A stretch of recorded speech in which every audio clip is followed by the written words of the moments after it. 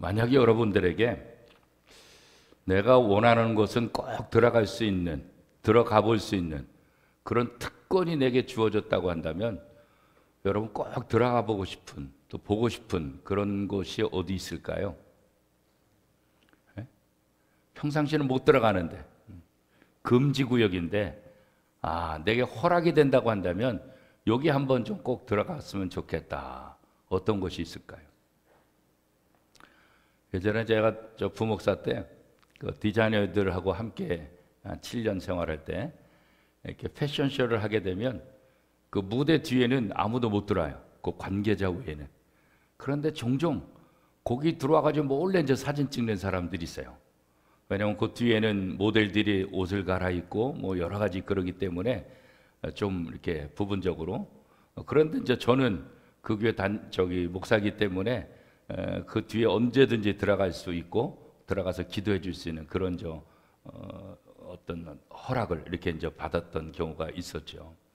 그래서 왠지 이렇게 금지구역, 여기는 못 들어간다. 남자는 여기 금지다. 여자는 여기 금지다. 그러면 들어가고 싶은 그런 것들이 있잖아요, 그죠?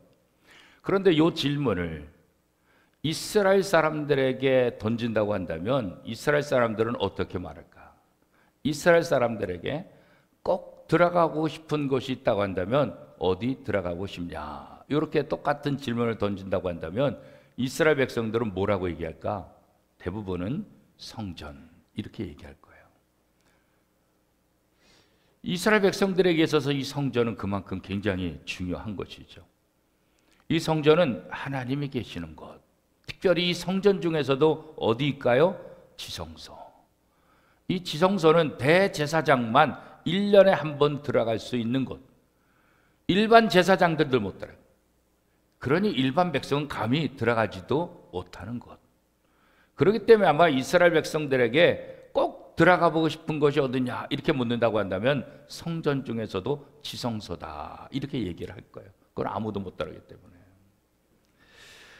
이 지성소, 이 성전에는 제사장들만 들어갈 수 있는 그런 특권이 주어져 있죠. 여기서 하나님을 만나고 하나님의 음성을 들을 수 있기 때문에 그런 거예요. 이스라엘 백성들은 제사장을 통해서 간접적으로 하나님을 만나요. 간접적으로 하나님의 음성을 듣게 되지요. 죄 용서도 하나님의 복도 제사장을 통해서 이스라엘 백성들은 받게 되는 거예요.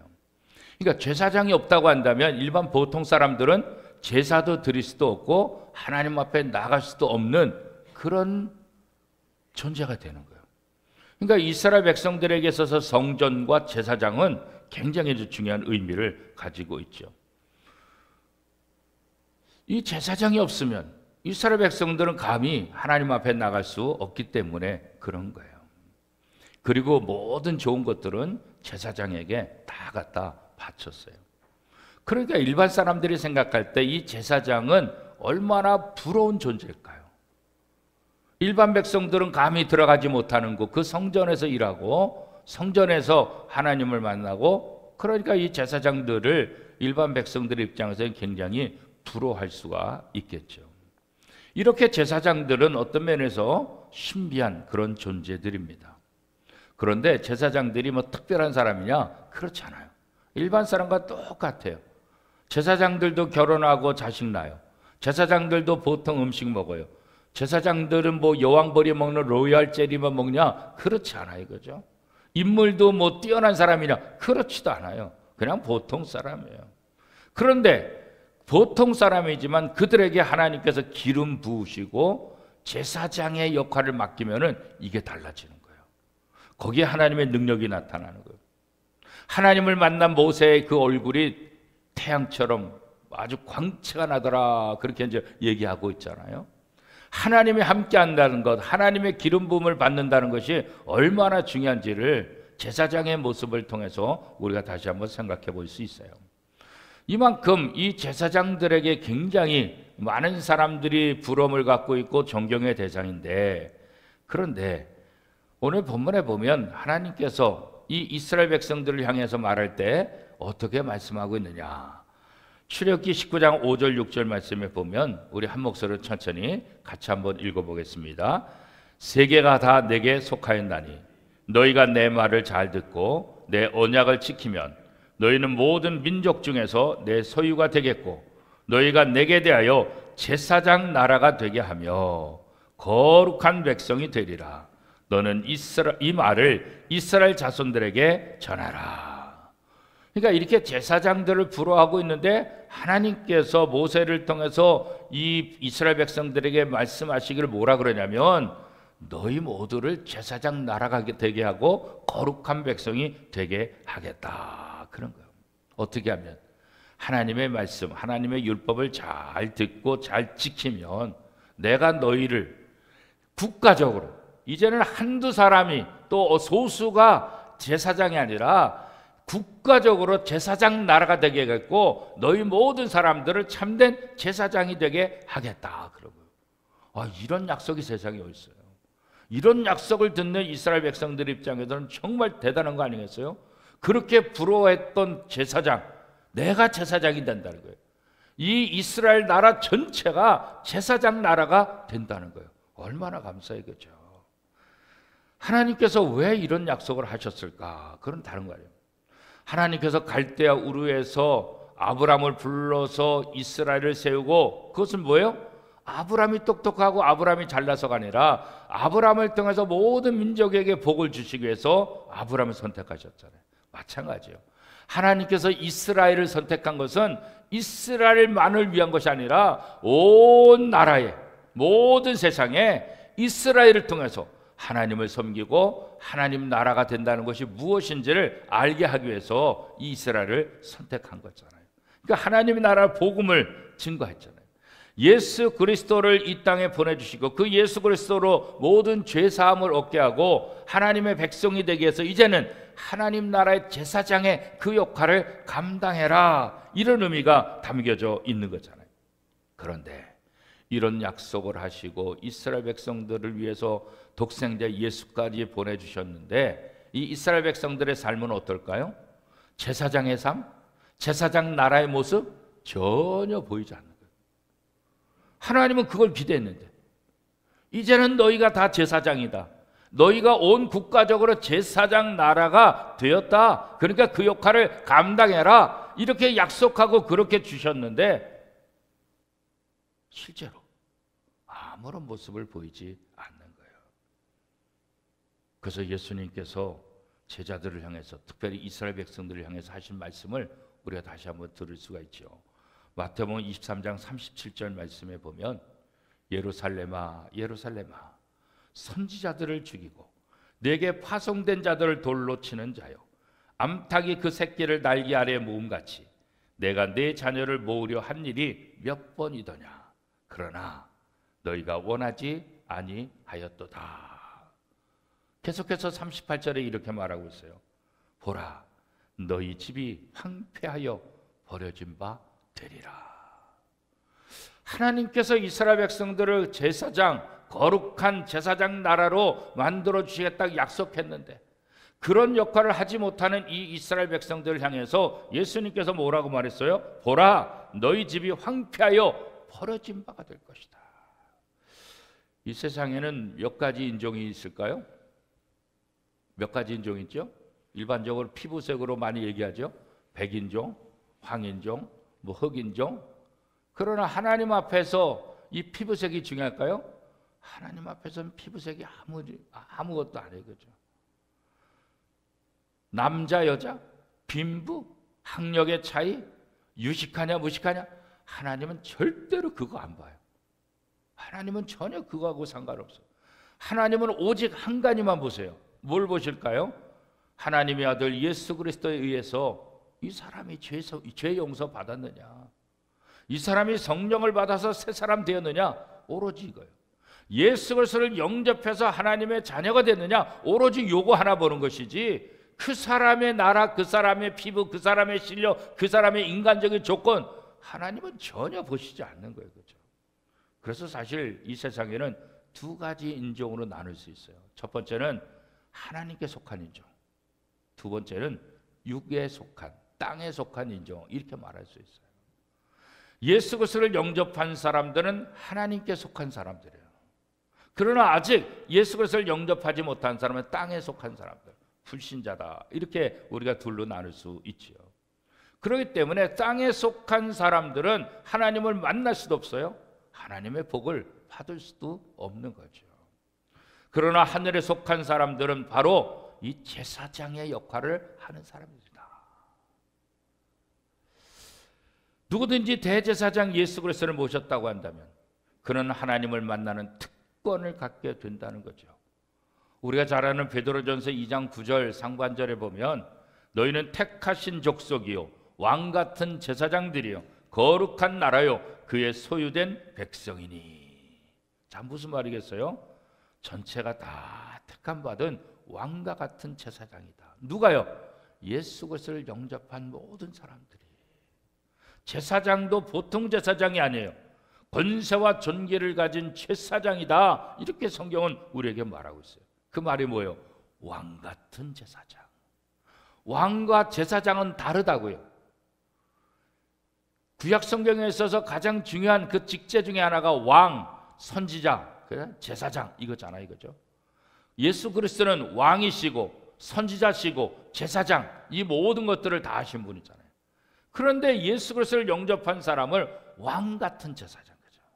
그냥 제사장이 아니라 왕 같은, 모든 힘과 모든 권력과 모든 능력을 갖고 있는 그런 왕 같은 제사장이다. 중세 시대 보면 이 유럽의 그 황제들이 굉장히 막강한 힘을 갖고 있었잖아요. 그러나 나중에 이 기독교가 국교화되면서부터는 이 왕보다도 어떻게 해요? 이 교회의 교황이 더 엄청난 왕권을 갖게 되잖아요. 교회권만 갖는 것이 아니라 왕권도. 그래서 교황이 왕도 임명하잖아요. 교황이 허락하면은 왕도 안 됐잖아요, 그죠? 그런 때가 있었잖아요, 그죠? 그런데 바로 신약 성경이 바로 그 얘기를 하는 거예요. 왕 같은 제사장. 누가요? 예수 그리스도를 영접한 사람들. 자, 그러면 이 왕 같은 제사장들이 어떤 일을 하느냐? 베드로전서 2장 9절 후반절에 보면 이렇게 말하고 있어요. 이는 너희를 어두운 데서 불러내요 그의 기이한 빛에 들어가게 하신 이의 아름다운 덕을 선포하게 하려 하심이라. 이 왕 같은 제사장의 역할은 왕 같은 제사장의 권력을 가지고 자기의 욕심을 부리거나 어떤 허탈한 데 쓰는 것이 아니라 이 세상의 모든 어두운 데 사람들을 불러내서 하나님께로 인도하게, 빛으로 들어가게, 어둠의 자녀들이 빛의 자녀가 되게 하는 것, 이것이 바로 왕 같은 제사장의 사명, 역할이다, 이렇게 좀 말씀하고 있는 거예요. 그리고 하나님의 덕, 하나님의 진리, 하나님의 복음을 전파하라, 그런 거죠. 어두운 데서 나와서 신비한 빛에 들어가는 것, 이게 바로 하나님 자녀의 삶이고 제사장의 삶이다, 이렇게 얘기한 거예요. 자, 그러면 지금 우리는 이렇게 예수를 영접한 왕 같은 제사장이 된 우리는 지금 어디서 살고 있습니까? 여전히 이 땅에서 살고 있잖아요, 그죠? 그러나 같은 세상에서도 하늘에 속한 사람과 땅에 속한 사람은 먹고 사는 게 다를 수 있을까요? 물론 다르진 않죠. 눈에 보기에는 똑같은 음식이에요. 눈에 보이는 것은 똑같은 옷이에요. 눈에 보이는 것은 똑같은 직업이고 눈에 보이는 것은 똑같은 공간이에요. 그러나 하늘에 속한 사람과 땅에 속한 사람은 전혀 차이가, 엄청난 차이가 난다는 거죠. 똑같은 음식인데도 너무 맛이 있고 영양이 넘치는 것, 같은 의복인데도 하나님은 그 옷을 통해서 복의 근원이 되게 하고 축복을 해주시는 것 같잖아요. 똑같은 음식이라도 어떤 사람은 맛있게 먹고 어떤 사람은 맛없게 먹잖아요, 그죠? 우리에게 이 세상에 주어진 것, 어떻게 보면 세상 사람들의 입장에서는 맛이 없는 것처럼 보이고 별로 도움이 안 되는 것처럼 보이지만 하나님의 자녀들에게는 하나님께서 그 모든 것들이 만난 것이 되게 하고 복이 되게 하고 좋은 것이 되게 해주신다. 세상 사람과 별 차이 없는 것 같지만, 그래서 세상 사람들의 눈에는 예수를 믿나 안 믿나 그냥 뭐 차이가 없다고 생각하는 거예요. 어떤 면에서는 세상적으로 믿지 않는 사람이 더 괜찮아 보이니까 야, 뭐 하나님 믿으면 뭐하냐, 예수 믿으면 뭐해, 이렇게까지 얘기를 하고 있는 거예요. 왜냐하면 진짜 그 실력을, 진짜 하나님의 복이 뭔지를 모르기 때문에 그렇게 얘기하고 있는 거죠. 같은 이스라엘 백성이라 할지라도 다 달랐잖아요. 왜요? 이방인들은 성전에서도 이방인의 뜰밖에 못 들어가요. 또 남자의 뜰이 있어요. 또 안에 들어간 이렇게 성전도 이렇게 구역들이 정해져 가지고 들어가는 한계들이 다 있다고요. 특별히 지성소에서는 제사장도 못 들어가요. 대제사장만 들어가요. 그죠? 성전이라 할지라도 들어가는 그 위치가, 들어가는 자리가 사람마다 다 달라요. 그죠? 그러므로 대제사장이 된다는 것은 어떤 의미에서 뭐예요? 가장 커다란 복을 받게 되는 거죠. 이 똑같은 일들이 우리에게 적용되고 있는 거예요. 다 달라 보이는 것 같죠. 하지만 많은 사람들이 이 성전에서 나오는 것, 이게 얼마나 중요한지 모르는 거예요. 그러니까 어떻게 해요? 하찮게 생각하는 것. 내가 예배 드린다는 것, 내가 예배 잘하는 것, 이게 별로 귀하게 느껴지지 않아요. 이게 얼마나, 내가 지금 예배당에 있다는 것, 내가 지금 하나님 앞에 예배자로 있다는 것, 이게 얼마나 좋고 얼마나 복 있는 것인지 이거 잘 모르는 거예요. 그러니까 예배자로 나와서도 그냥 예배당 바닥만 밟고 가는 거예요. 이 예배당을 통해서 하나님께서 우리를 왜 부르셨는지, 이 예배당을 통해서 하나님께서 우리에게 무엇 해 주시기를 원하시는지, 오늘도 우리가 제사장으로서 하나님과 하나가 되고 하나님의 복을 누릴 수 있는데 그저 마당만 밟고 가는, 왜 그래요? 예배가 얼마나 소중한지 잘 모르기 때문에 그럴 수 있다는 거죠. 이스라엘 백성들이 하나님의 선택을 받았고 하나님의 복을 받았지만 아무런 역할을 하지 못하는 거죠. 오늘 우리가 예수를 영접하고 하나님의 자녀가 되고 왕같은 제사장이라는 이 소리를 들었음에도 불구하고 우리가 예배당에서든지 밖에서든지 아무런 역할을 하지 못한다고 한다면 이스라엘 백성들과 무슨 차이가 있을까? 하늘에 속한 백성인데 이 땅에 속한 사람들처럼 산다고 한다면 이게 되겠는가 그런 거죠. 자, 그러면 이제 우리는 어떻게 해야 될까요?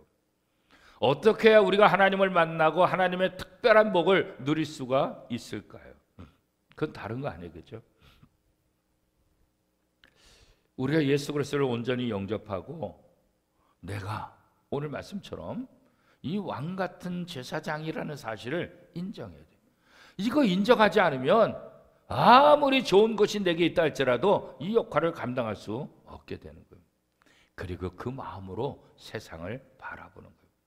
아픔 속에서도, 역경 속에서도, 혼란 속에서도, 어둠 속에서도 하나님께서 주시는 그 빛, 하나님께서 주신 찬란한 그 영광, 그것을 바라보는 것, 그것이 바로 왕 같은 제사장의 역할이라고. 그것이 바로 하나님의 자녀의 모습이라고요.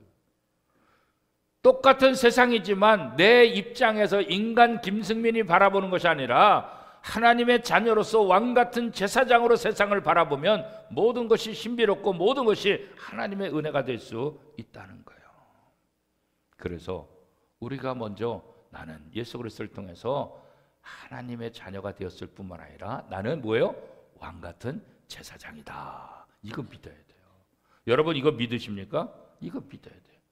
이거 믿고 나는 왕 같은 제사장이다 라고 해가지고 이 제사장의 역할을 감당해야 되는 거예요.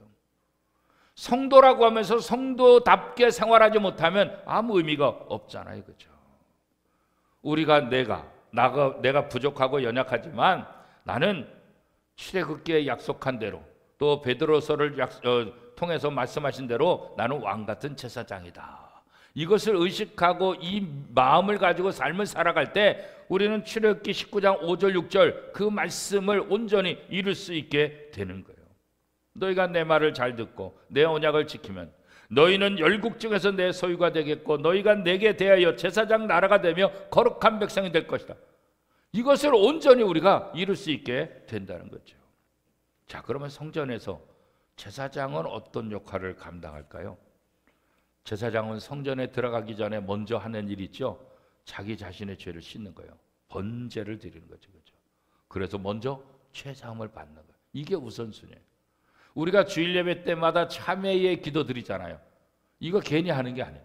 우리가 하나님 앞에 예배할 때 내 모든 죄를 용서받고 하나님 앞에 나아가는 제사장이 성전에 갈 때 먼저 자기 죄를 고백하고 자기 죄의 죄사함을 위해서 번제를 먼저 드리는 것처럼 오늘 예배 가운데 참회 기도는 바로 그 역할을 우리가 감당하고 있는 거예요. 그렇죠? 그리고 나서 손과 발을 씻죠. 성전 안에서는 늘 떡상에 떡을 진열하는 역할을 하죠. 등대불이 꺼지지 않게 하죠. 향단의 향을 피우죠. 오늘 우리 하나님의 자녀들도 다 마찬가지죠. 우리가 예수 그리스도를 통해서 죄사함의 용서를 다시 한번 확인하고 하나님의 말씀을 통해서 우리의 마음을 다시 한번 지배하고 그렇죠. 성령의 불빛을 우리에게 비추고 그리고 드디어 하나님 앞에 기도하는 것, 이것이 바로 왕같은 제사장이 된 우리가 해야 될 일이다. 그런데 무엇보다도 이 모든 역할 중에서도 오늘 왕같은 제사장인 우리들의 역할 중에서 가장 중요한 게 뭘까? 그건 다른 거 아니에요. 중보의 역할이에요. 중보. 다른 것들은 여기에 다 연결되어 있어요.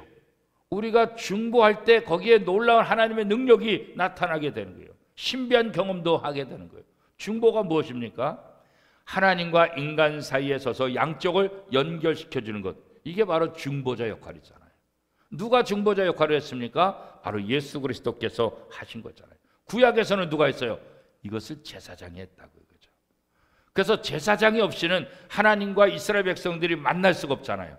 하나님과 이스라엘 백성들 사이에서 제사장이 만나는 그 역할을, 오늘 우리에게 누가 중재자예요? 오늘 우리에게 누가 중보자예요? 바로 예수 그리스도라는 거죠. 예수님이 우리의 죄를 짊어지고 하나님의 벌을 우리가 받아야 되는데 우리가 받을 모든 벌을 예수님이 다 짊어지고 죽으셨잖아요. 그죠? 그런데 그 예수님이 영으로서 우리 속에 다시 들어오신 거예요. 부활하시고 승천하시고. 그죠? 그리고 우리를 하나님의 자녀로 삼아주신 거예요.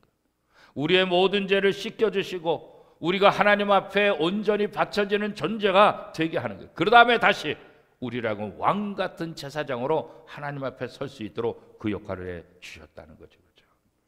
자, 우리가 살고 있는 세상을 바라보면 좋은 일이 많아요? 안 좋은 일이 많아요? 우리가 살아가는 이 세상을 바라보면 선해요? 악해요? 악한 부분이 훨씬 많아요. 물론 선도 있지만 선보다는 악한 부분. 왜 이렇게 세상이 악할까? 우리가 뉴스를 틀 때마다, 저도 요즘 잘 뉴스를 보지는 않는데 뉴스를 볼 때마다 어떤 소식이에요? 이 험악한 소식들만 들어요. 세상에 얼마 전에는 뭐예요? 어떤 엄마가 자기 아이 둘을 낳는데 세상에 그냥 죽여가지고 냉장고에다가 몇 년을 놔뒀대잖아요. 그죠? 얼마나 악한 세상이 됐어요. 그죠? 뭐 이루 말할 수가 없어요. 여러 가지 사건 사고들 나오는 거 보면. 그죠? 이런 악한 시간, 또 악한 세대 속, 악한 세상 속에서 우리가 어떻게 살아야 되는가? 우리가 무엇을 따라야 살아야 되는가? 그죠? 정말 우리가 관심 있고 정말 우리의 모든 것을 쏟아붓는 것이 뭘까? 내가 쏟아붓는, 내가 관심 갖고 내가 중요하게 생각하는 그것이 내 신앙의 가치와 내 인생의 가치에 있어서 정말 그렇게 소중한 것인가? 우리가 그런 다시 한번 생각해 볼 필요가 있잖아요. 성경은 우리에게 이렇게 경고하고 있어요. 세상 사람들 본받지 말라. 사람들 하는 대로 따라가다는 반드시 멸망이 온다. 편안감 무섭게 덮쳐올 것이 있다. 그러니 마음을 새롭게 해서 변화를 받아라.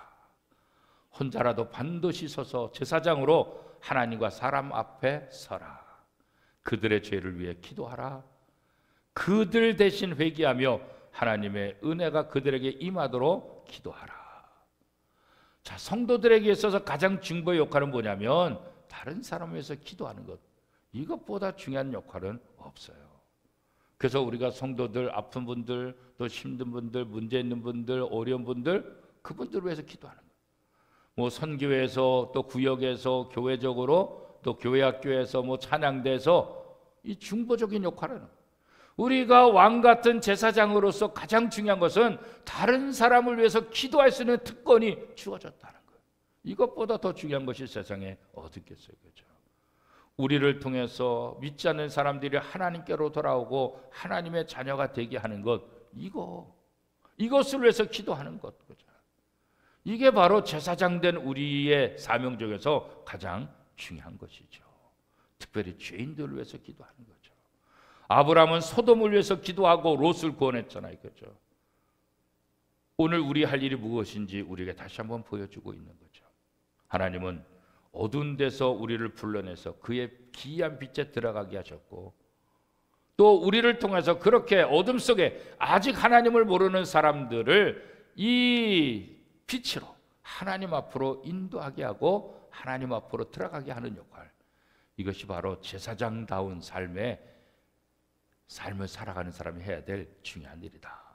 사랑하는 워미동교회 성도 여러분, 이제 지난 6개월을 보내고 7월 첫 번째 날을, 또 첫 번째 토요일을 맞이했어요. 지난 6개월 동안 지켜주신 하나님의 은혜에 다시 한번 감사하고, 이제 후반기를 우리가 어떻게 살 것인가. 하나님은 나 같은 죄인을 제사장으로 선택해 주셨다. 우리 교회를 제사장 나라로 선택해 주셨다. 이 생각을 갖는다는 것, 이거 굉장히 감사한 거예요. 이제 새롭게 시작하는 후반전은 지금까지도 신앙생활을 잘하셨지만 더 다시 한번 내가 왕 같은 제사장으로, 제사장과 제사장 나라의 사명을 하나님께서 나에게, 우리 교회에게 주셨다 생각하시면서 그런 모습으로 세상을 바라보면 제사장으로서 해야 될 일들을 눈으로 보게 될 거예요. 그 일들을 통해서 하나님께서 내게 주신 사명이 무엇인지를 깨닫게 되고, 그 사명을 감당할 때 하나님의 놀라운 복을 우리가 느끼게 될 것입니다. 지금까지도 그러셨지만 앞으로 남은 6개월도, 또 앞으로 살아가는 하나님의 부름을 받는 그 순간까지 제사장으로서 충실하게 중보적인 기도자로서 생명을 살린 이 일을 잘 감당하는 우리 원미동교회와 모든 성도가 될 수 있기를 축복합니다.